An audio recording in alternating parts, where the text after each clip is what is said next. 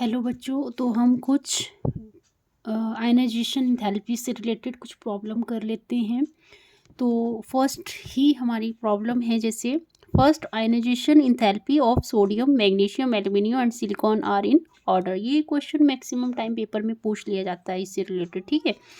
तो इसमें आपको बताना है कि किसकी आयनाइजेशन एंथैल्पी सबसे ज़्यादा है, फिर उससे कम है, फिर उससे कम है। जैसे कि आपको पता है सोडियम का एटॉमिक नंबर होता है 11, इसकी electronic configuration 1s2, 2s2, 2p6 और 3s1। और मैग्नीशियम का एटॉमिक नंबर होता है 12, electronic configuration 1s2, 2s2, 2p6 और 3s2, ठीक है। एल्यूमिनियम का atomic number 1s2, 2s2, 2p6, 3s2 और 3p1। और सिलिकॉन का एटॉमिक नंबर होता है 14, 1s2, इलेक्ट्रॉनिक कॉन्फ़िगरेशन इसकी 1s2, 2s2, 2p6, 3s2, 3p2।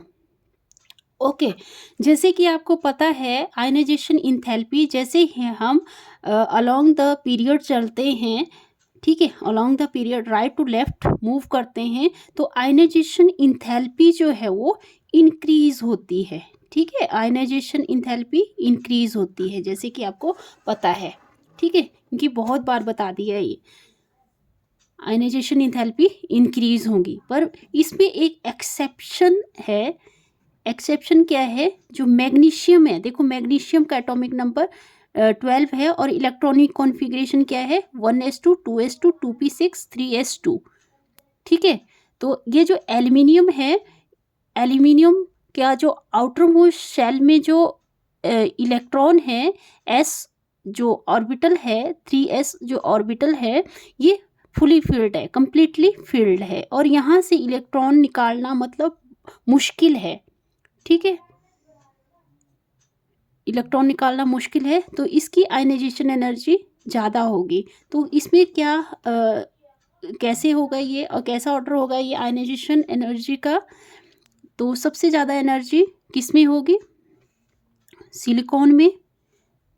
उससे कम एनर्जी एल्यूमिनियम में, ठीक है। और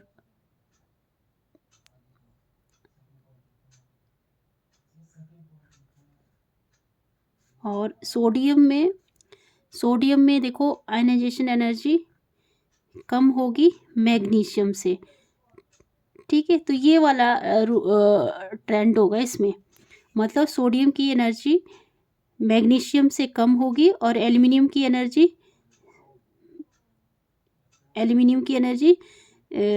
मैग्नीशियम की एनर्जी एल्युमिनियम से ज़्यादा होगी, और ये सिलिकॉन की एनर्जी ज़्यादा होगी, ठीक है। आई होप आपको ये समझ आ गया होगा।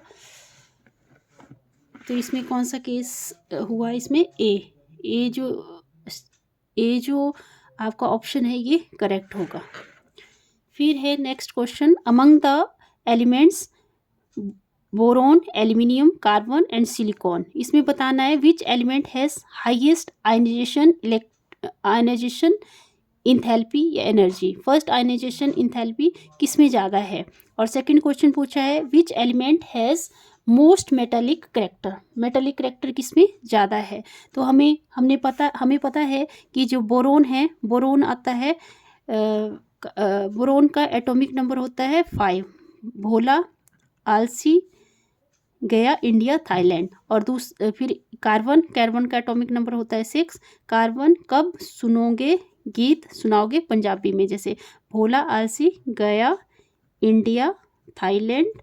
और यहाँ पे कब गीत सुनाओगे पंजाबी में। तो यहाँ पे सिर्फ हमें ये एलिमेंट दिए हैं, बोरोन, कार्बन, एल्यूमिनियम, सिलिकॉन। जैसे कि आपको पता है आयनाइजेशन एनर्जी, जैसे हम लेफ़्ट टू राइट मूव करते हैं तो आयनाइजेशन एनर्जी क्या होती है? इंक्रीज होती है। तो हमें यहाँ से तो पता लग गया आयनाइजेशन एनर्जी इन चारों में क्या होगी? कार्बन की ज़्यादा होगी। और down the group ionization energy क्या हो जाती है? डिक्रीज हो जाती है, क्योंकि नंबर ऑफ सेल्स क्या बढ़ जाते हैं, उसकी वजह से आयनाइजेशन एनर्जी क्या हो जाती है? डिक्रीज हो जाती है। मतलब न्यूक्लियस और आउटर मोस्ट सेल का जो डिस्टेंस है वो ज़्यादा हो जाता है, तो इलेक्ट्रॉन ईजिली मूव कर सकते हैं और उसमें एनर्जी कम लगती है, ठीक है। वैसे ही इसमें डाउन द ग्रुप क्या होगा? आयनाइजेशन एनर्जी डिक्रीज होगी, ठीक है। तो हमें पूछा है बोरोन, एल्यूमिनियम, कार्बन, सिलिकॉन, सबसे हाईएस्ट फर्स्ट आयनाइजेशन एनर्जी किस में होगी? कार्बन में। तो फर्स्ट का आंसर क्या निकल के आया? कार्बन। ठीक है। और दूसरा क्या है? Which element has most metallic character? Most metallic character किसका ज़्यादा होगा? तो हमें पता है, जैसे हमने ग्रुप के बारे में पढ़ा था, तो लेफ़्ट टू राइट जो मेटालिक करेक्टर है, मेटालिक करेक्टर वो डिक्रीज होता जाता है। मतलब यहाँ जो जैसे एस ब्लॉक एलिमेंट है तो मेटालिक करेक्टर वहाँ पे ज़्यादा होगा, और जैसे जैसे आप मूव करेंगे पी ब्लॉक की तरफ तो मेटालिक करेक्टर क्या होता रहेगा?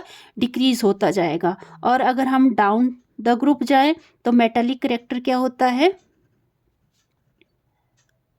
इंक्रीज होता है। Metallic character increases. ठीक है।